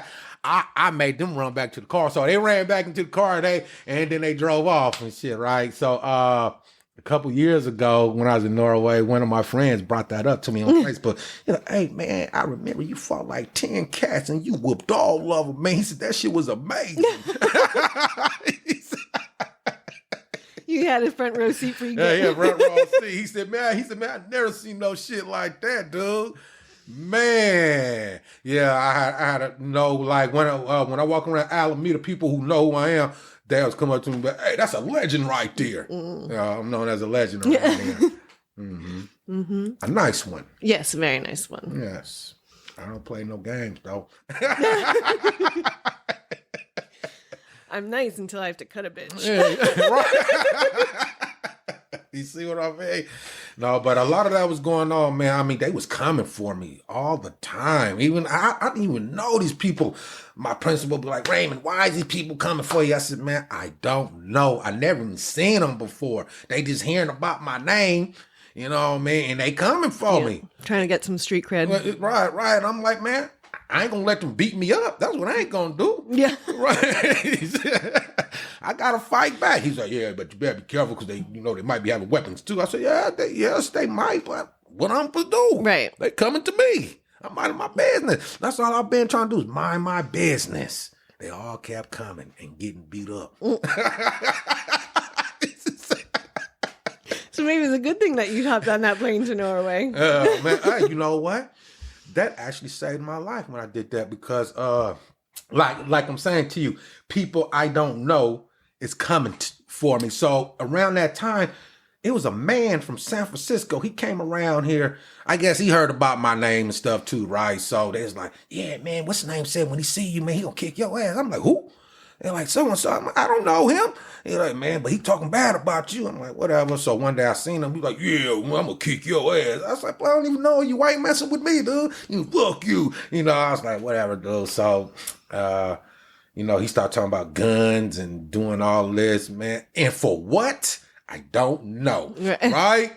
So as it got closer for the time for me to go to Norway, I said to myself, man, I'm going to go see this guy and have a chat with him. And I was kind of drunk too, right? So I'm walking in the neighborhood. In this neighborhood, it used to just be infested with crime and criminals and drugs and stuff like that, right? So I'm walking through this neighborhood late at night, and I seen him. And he was with another guy I knew. So I was like, yeah, here we go. So the guy that I knew, I put him in a headlock first, right? Boom. He's like, hey, Raymond, come on, Raymond, man. You got me in a headlock. Stop, man. I said, man, why y'all keep messing with me, man? He said, okay, Raymond. So I let him go. Now, the real guy who I got the issue with, he was standing right there, too. I said, what's up with you? You want it? Because I'm ready for you tonight. He said, no, Raymond, I don't want no problems with you. Oh, you don't want no problems? I just walked off. Simple as that. But that takes a huge amount of discipline for you to just walk away. Mm-hmm. Like, because I know if that guy had been talking shit about me to everybody else, like, I probably would have thrown some more words his way. Like I would have been like, oh, you don't want it? Then what the fuck you talking shit about? Like, being a little drunken. You know what? I always give people the chance. Mm-hmm. I always do, man. As many times I had problems with cats, I might call them up and say, hey, you want to do this with me? Come outside. No, we want peace. Okay, you got it. Boom. I'll leave it alone. Leave it alone, you know what I mean? I always give you a chance. If you want peace, you got it, because it's not me. Yeah. Still, that's a disciplined way to go through the world. Like, because again, it's your knowledge of self that lets, yeah. Right. Because you know yourself and you know what to give your energy and what not to. Right. Exactly. But that's a talent. Mm-hmm. And the fact that you've trained yourself to do that, or like inherently have done that. Yes, inherently. Yeah. Right. Is a gift. Yes, it is a gift. It is. I was blessed to be that way, because a lot of people used to think otherwise about me, like I was saying. But they always had just the wrong idea, because they never truly got to know me. Now, those who I grew up with, they know me. Right. But somebody who don't know me so well, you're going to judge me, and you're not going to be right, because you don't know me. Right. Mm-hmm. You don't know what I think. You don't know what I know. You don't know nothing. Right. Well, it goes back to like that, why someone would be judging you. Like, if you don't know you, don't be judging you. Right. You know, I mean, I met you in a bar, like 2 weeks later, here you are in my apartment, we're hanging out chatting, we've been having great conversations, like, because I could tell who you were after I talked to you. Mm-hmm. Right. You know, like we had a 10-minute conversation, I'm like, oh, this guy is like a fucking real interesting, nice, respectful guy. Like, not a care or worry in the world. Like for, Right, you know what I mean? right, Like, right. like, Exactly. yeah, like, because, but if I had just seen you, like, could I have judged you? I guess it's not my nature, but I guess, you know what I mean? Like, of course. we were hanging out on a street corner. And we were both smoking, you know, like, it is that thing of the judgment. I don't, like, I keep saying I don't understand it. And I keep trying to understand people for that. Like, so I can, because I get angry when someone judges and then I judge them. Well, if you're going to judge somebody, make sure it's a righteous judgment. If you're going to do so. I mean, me, I'm not judgmental at all. You know what I mean? I give the person the first time you're going to talk with me, and then I'm going to understand you. And then I'm going to judge you from that point. Right. You know what I mean? Exactly. Yeah. Like, get to know someone a little bit before you make your judgment. Because how many amazing people have you missed already in the world just by judging a book by its cover? Right. Like, think about it in that respect, like, of what you could be losing by judging versus like, oh, I'm, guarding myself, or I'm, no. Think about it the opposite. Like, take a moment and think, like, how many people have I judged harshly when then, like, have heard something after the fact about how either nice they are, or like they did something incredible, or like they survived something, like, and then you're like, oh, that's probably why they're a little, they're a little cagey or something, like, oh, that explains it. Now they're okay. Like, how about you just give them the benefit of the doubt of knowing their experience before you judge them? Right. Exactly. There's a lot of judgmental people out here. Yeah. And it's almost like, where does that entitlement to judge come from? Like, is that just inherent in some people, or is that also taught? Probably. You never know. You never know. You know what I mean? It could be taught. They could be learning it from TV. And TV, people be watching bad things on TV and screw your head up, man. I don't watch TV, me. Never? No, I don't watch TV. In my house, I don't watch TV, but my mom and my brother do. I'm always into the phone, either getting some type of information, some type of knowledge, or playing dominoes, or rapping on it or something. Yeah. You're always creating. Yeah, I'm always creating. I've been trying to get a voiceover job. Ooh. Yeah, because I have this kid voice and shit that I could do very well. Yeah, you heard Booty Box? That's me. Yeah. Me doing them voices. Oh, I didn't realize they were all you. That's all me. That's awesome. Yeah, that's all me. Oh, I could hear you doing a voiceover job. That would be a good gig for you, I think. I could do it very well. Got the little high pitched voice. Yeah. So I made a song the other day where I'm using my deep voice and a high pitched voice, and we're having a conversation with each other, though. Nice. It's real cool. Yeah. It's actually kind of funny. Oh, I want to hear it. I do like Booty Box. That got me shaking my hips real fast. I was like, oh, that's a good one. I can hear that in the club. That's a club banger for sure. Oh, yeah. So I'm not totally done with that tune yet, because when I listen to it, I hear something still. I need to do some more vocals on certain areas to fatten it up a little bit. Then I'm going to be done. So I'm hoping they turn my money back on soon so I can go back in there and put in 2 more hours so I can be totally done with it and put it out. Nice. That'll be exciting. So, but they already started playing it. A friend of mine gave it to in Florida, and he been passing around to some nightclubs out there. And he's like, man, they put on that Booty Box, man, the club in Florida, man. You should have seen how the women reacted, man. He's like, man, they was going nuts in there. I said, is that right? He said, man, I tried to call you and I was going to FaceTime you so you could see it. He said, man, they was bumping booties in there. I said, that's cool, man. The song works. Right, song works, right. Right, it works, exactly. So, trying to get that rolling soon. Yeah, that'll be a fun music video to shoot too. Right. It was real fun. I want that video to be very unique, though. Okay. Something different. I don't want it to be just the normal type of video. I want it to be different. I want it to be just straight creative. Maybe, more like I might want to have some special lights going on, you know what I mean? Something different, though. Yeah. You don't want just some, like, big-ass bitches dropping it. Right. I want it to be a special look. Yeah. Because it is a special little tune. Mm-hmm. Yeah, I want it to be special. You feel me? Yeah. That'd be fun. Right. Now I'm interested to see which direction you'll take it in. Right, exactly. So, keeping it positive, keeping it rolling. That's it. You know what I mean? That's all I can do, man. I'm happy to, see another day every day. You feel me? You never know when we're going to go. I think a friend of mine, I don't know if she died yet, but I heard she only got 1 week left. That's terrible. Yeah, I just heard about someone that lost like 3 different people to fentanyl. And I was like, are we about to go through like another round of that fentanyl stuff? I thought it was kind of off the streets, but it sounds like it might be back. Which is so disappointing. If like scary. Right. It's serious business out here. Serious business. Yeah. All right. Well, I think I don't really want to end it on that depressing note, but yeah, life is short and it can suck some days. Yeah, of course. But it's all about getting back up. I'll get back up. Right. How do you get back up when you're having a bad day?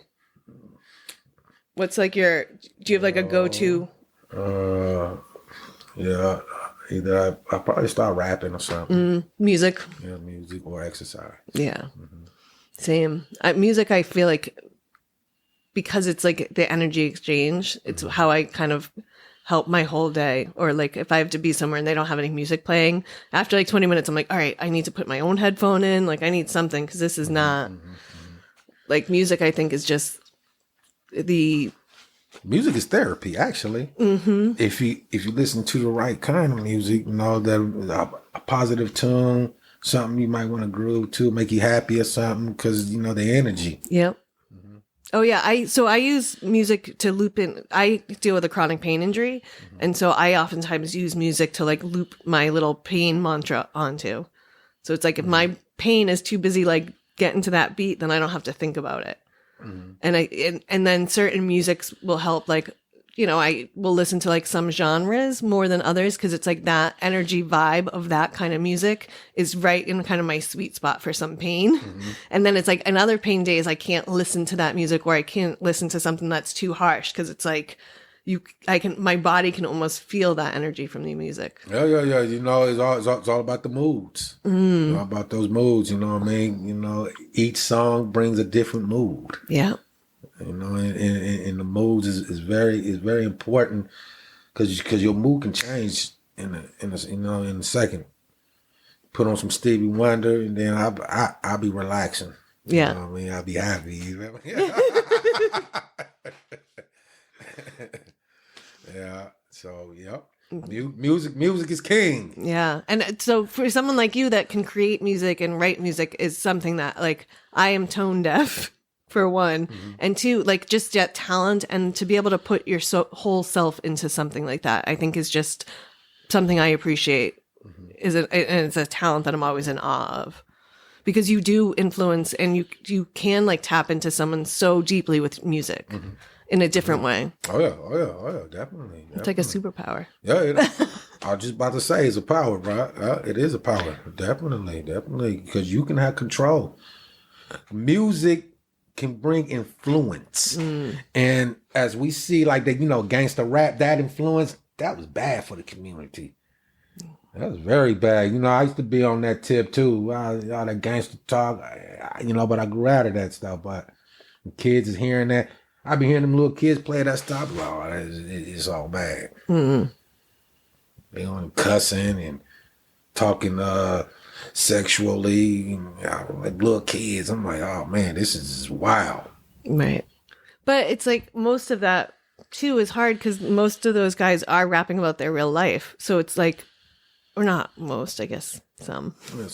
some of those guys are fronting. Right. But it's so I that's why I always think it's like music is so personal for the most part. But but I agree that gangster rap did kind of hurt a lot. Of course it did. Because I remember when I was younger and I was listening to it, and I used to say to myself, why are black kids into this gangster rap music?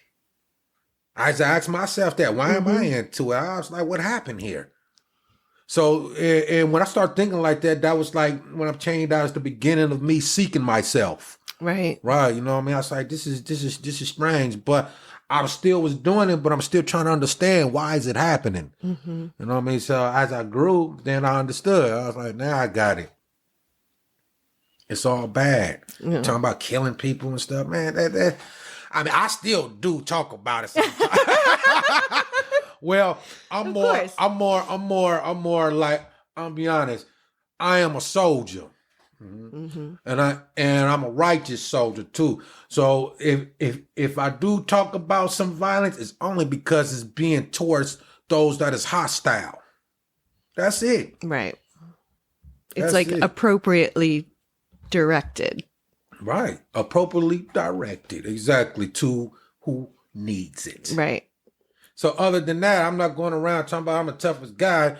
You know, being a soldier is like, for me, when I consider myself as a soldier, I've never been in the military, but for me, a soldier is somebody who shows respect. These are the attributes. It's called respect, integrity, compassion, love, you know, but then there's that other side to where we do, as soldiers, got a job to do if necessary. That's it. Violence isn't, how do I want to say that? Violence is an option, but not your first go-to. Right, exactly. So, you know, that's me being a soldier. I'm always wearing boots. You know what I mean? I've been wearing camouflage. All the people, why you always in camouflage, man? You been in the military? No. Then why you in camouflage? Use your imagination. That's all I tell them. Use your imagination. You find out yourself. Just think about it. Why you think I look like this? Yeah. You feel what I mean? Because that's just who I am. So I tell them I am a soldier for the Most High, though. You know what I mean? I'm one of them soldiers. So I will die and kill for what's right. That's it. That's it. I think that's a valiant thing to strive for. Man, I mean, we got to have people like this because it's insane people out here. Yeah. And you need people that will respectfully step in when need to be and say like, hey, that's not right. And this is, you know, and safely. And like you said, like you're not going for violence. That's not your first thought. That's not your first action. Like if it gets to that point, you will end it, but you won't start it. Right. No, I don't start shit. I refuse to be a shit starter, but I want to finish it if you want to go there. Right. All right. But you know, like, man, let me tell you, I used to hang with some very bad boys in Oakland once upon a time, right? I was probably like 16.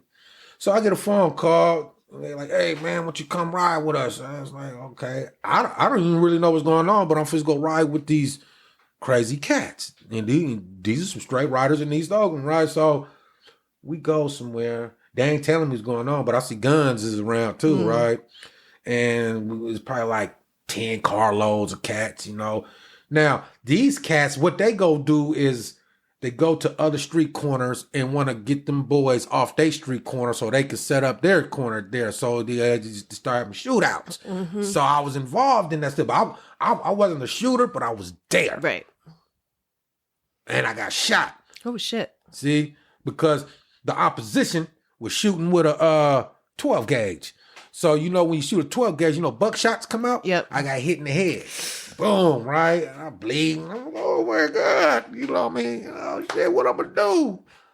So I had the buckshot sitting right here for a minute. So you know that's lead. So you know I gotta get that out, right? So I'm only 16. Like, man, what am I telling my mama, man? I gotta tell her what this is. Right? So I lied to her. I didn't want to tell her I was around that shit, man. That shit ain't cool, right? So I told her I shot a BB gun. The BB bounced off the wall and came back. You know, so I had to go get surgery, right? So they took it out. Yeah. And they put a little capsule. It's like, here go your BB. So when I looked at the BB, you know, you could see the little, you know that ain't no BB. Right. I'm glad they didn't call the police either. Yeah, you're kind of lucky they didn't. Right. Real lucky. Right. They know there ain't no BB. Because, you know, call the police, be like, Where were you? How did you get this? Right. Where's the BB gun that this came out of? Right. That I don't know. Right. That I don't know. Yeah. Oh, I know. It hit me in the face and I threw it away. Right. Right. Right. But I was, you know what? So, you know, as I'm trying to find myself in that period, my baby mama, I had a baby on the way too, right? I'm only 16, 17, so I got a baby on the way. I'm hanging with these boys, people getting shot, dying. And this is black on black crime too. So like I'm saying, part of my path of understanding was being in that situation and seeing this. Right. I'm like, no, I can't do this. So I got away from it, right? I got away from it because then I know what it is. I experienced it. So then the boys who I was hanging with when they was doing that, they got rich from selling drugs and stuff. You know, they got big houses, cars. And then I used to be walking down the street and they'd come and pull up on me. Yeah, what's up, man? Don't you want this car too? Don't you want houses? I said, nope. I'm good. All of them boys now, they either dead or in jail. Yeah. And I'm free. Smart move, right? Yeah, very. Right. Because I was using my head, man. My mind was somewhere else because their mind was only on one thing. I had plenty to think about, you know what I mean? I'm like, I got to look at these options here. If I keep hanging with them, I might get killed out here. Right. Yeah, or you're in jail. Or in jail, right? Yeah, because you can't be slinging like that and not expect to get caught at some point. Right, exactly. In something. Either in something, right? You know, it's either going to be the cops or another gang.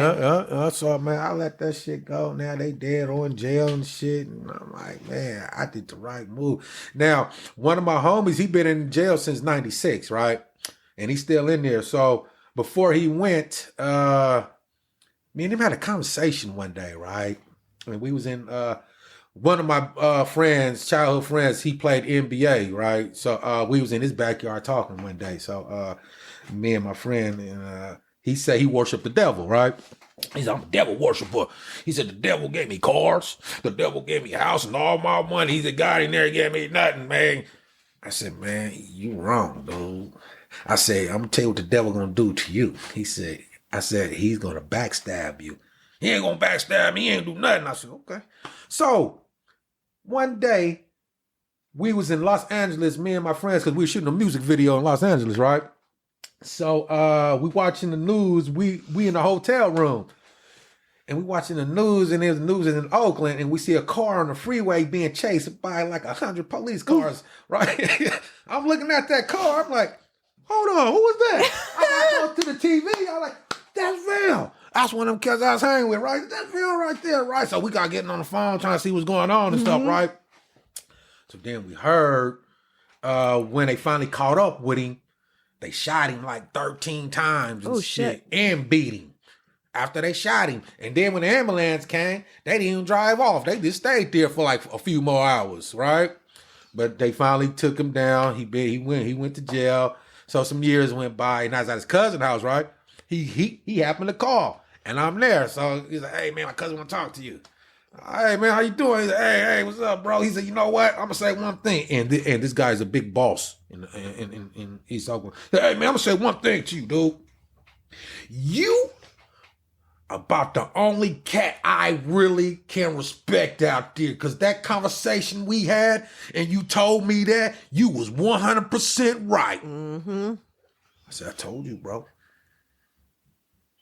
Yeah, just told you, man. Don't mess with Satan, man. Right. He gonna backstab you. He said he did too. Shot me 13 times. Fuck. Right. He was lucky he lived. Yeah, lucky he lived. And then when he in there, they had a race riot in one of those prisons, and he got stabbed 4 times and still living. Holy shit.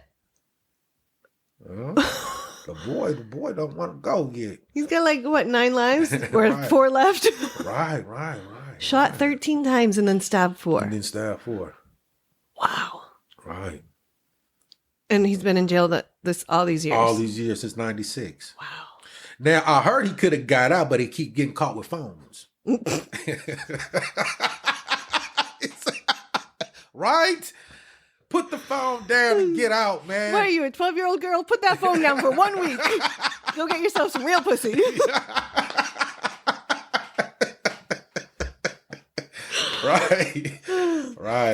Right, man. I hope he get out one day, though. You know, man. He did his time. You know, man. But the reason why he went in there though, is because he probably had shot a fan or something. Man, these were some heavy cats, man. I was like, man, I'm glad I got away. You were like on a razor wire of going either way. Then, like, you're in the car for drive-bys or that shootout. Like that's the fact that you pulled yourself back away from that, especially because I can imagine like that money and stuff is so tempting. Yeah, right. So it goes back to you just being disciplined in that self-knowledge of like, no, I could do this, but it's going to only give me this, where if I do this, then I can get X, Y, and Z and have like a better life. You had that kind of forethought, which is right, exactly. And you stood up to the peer pressure of, I'm sure you guys being like, come on, come party, come make money, come, and you're like, no, scary or something. Yeah. No, that didn't faze me because I already, I had my mind already made up. Once I made up my mind, it don't matter what you say because I know what's right for me. But that's still a strong thing, like a strong gift to have. Because I make up my mind and I'll be done and then I'll be like, all right. Well, this will make you happy. So it's not that big of a deal for me to, Right. I'll sleep later tomorrow. I'm fairly disciplined, but I don't know if I would have been able to say no to like that money and that. Yeah, like that. I would have FOMO. I feel you. Yeah, but money ain't everything. No, it's not. Not even. I love my life more than money, I tell you that. And, I don't want to hurt nobody over no money. Yeah, that's... Just go get a job. You know what I mean? You might not be rich, but at least you happy, whatever it is that you have. Right. Yeah, you know what I mean? That's it. And it gives you that added layer of safety. Yeah, exactly. You ain't got to worry, who gonna come get you because of what you're doing. You reap what you sow. Right.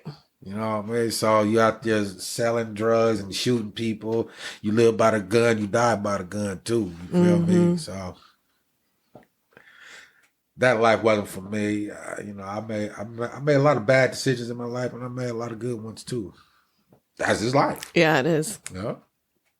Yeah. And sometimes I think we get too into like the judgment of our decisions. Like this decision's either good or bad, or that one's either going to be good or bad. And it's like, they're just different paths. Yeah. Like you could choose one that you thought was going to be the bad one. And it turns out to be the best one. Or you choose one that you're like, this is it. This is the best path ever. Everything's going to be golden after this. And then you're like, oh, fuck. Surprise. Oh, shit. This was way worse. Like... And then I think some people get caught up in like that course correction where they're like, but I already made this decision, so I can't change it. But it seems like you've been able to pivot when you needed to. Right. Really well. Right. Luckily. Because, I always been a little boy. You know what?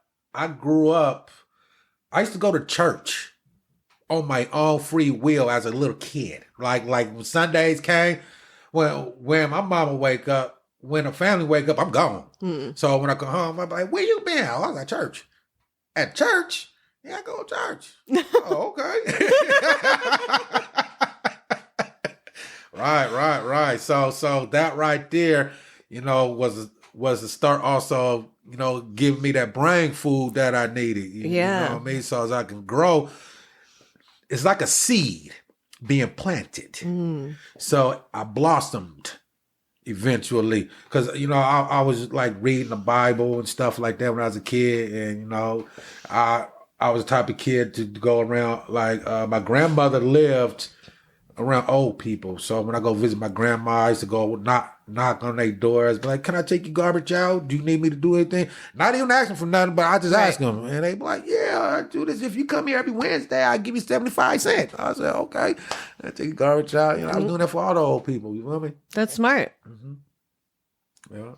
So you always were a hustler. Right. Gotta hustle those old ladies for their quarters.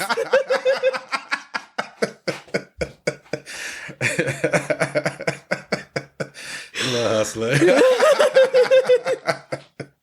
Right.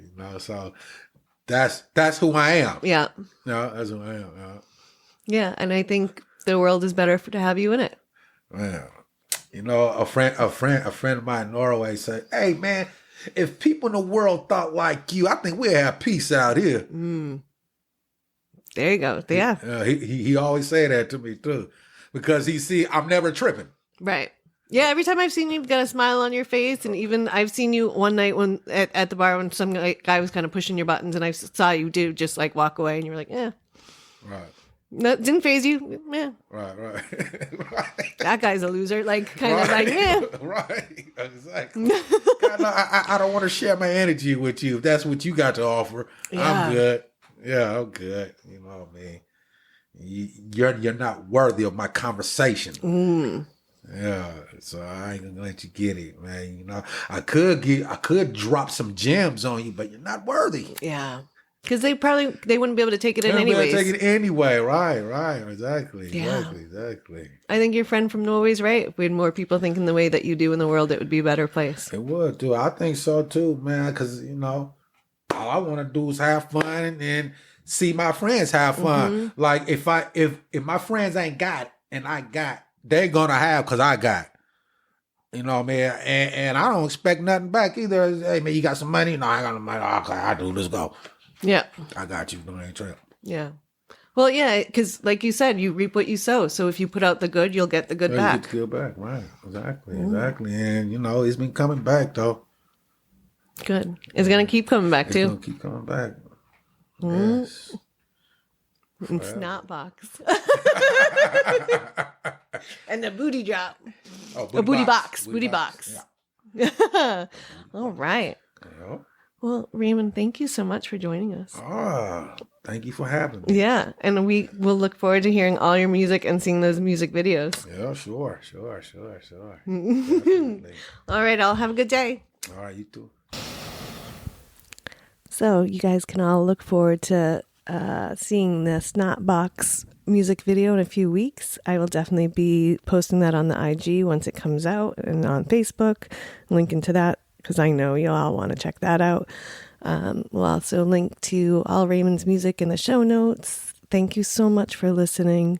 Join us next week. Hit us on the social media. Let us know what you think of this episode and all the other episodes. Don't forget to rate, review, and subscribe to the podcast. Check out our website at duckingreality.com. And remember that the good stuff is coming. Keep an eye out for the joy in life. If you're having trouble just stumbling upon it, then go find that fucking joy. Make some, create some, set yourself up for success. Look for the good, take the bad as it comes, and help find your community. And if you can't find one, build one. Join ours. Love to you all. Have a great day, and we'll see you next week.